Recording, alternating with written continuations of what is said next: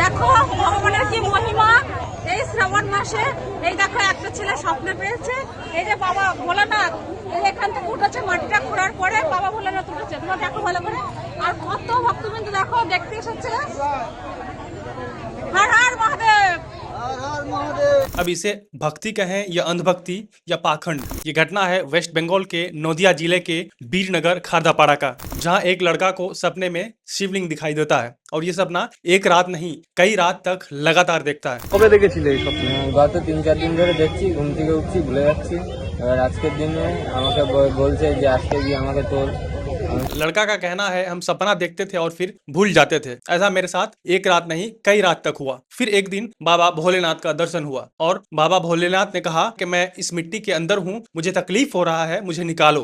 আমি স্বপ্নতে আদেশ পেয়েছি, বাবা ভোলেনাথ বলেছে যে আমি এখানে আছি, আমাকে এখান থেকে একটু বের কর, আমি মাটির তলায় রয়েছি, আমার কষ্ট হচ্ছে।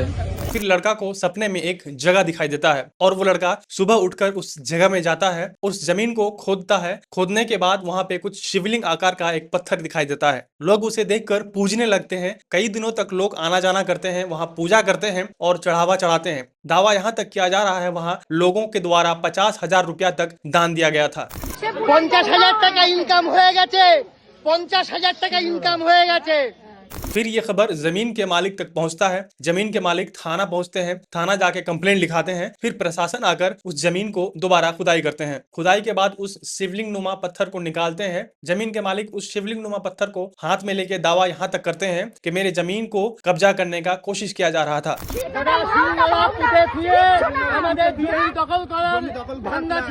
दावा यहाँ तक किया जा रहा है कि उस जमीन को शिवलिंग के आड़ में दारू और गांजा का अड्डा बनाने का कोशिश किया जा रहा था।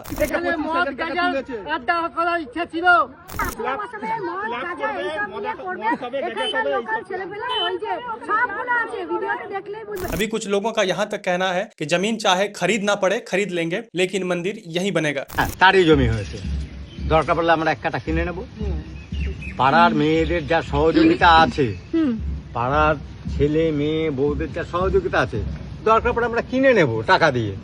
তবু মন্দির এখানে হতেই হবে। অবশ্যই আপনারা কি বলছেন? বাবা আমরা বলছি এখানেই চল। अब सवाल यहाँ ये उठता है, क्या कोई भी सपना देख के किसी के भी जमीन को हड़प सकता है? क्या आस्था के नाम पर किसी के भी जमीन को कब्जा किया जा सकता है? इस बारे में आपका क्या कहना है? कमेंट बॉक्स में जरूर बताइएगा। जय हिंद।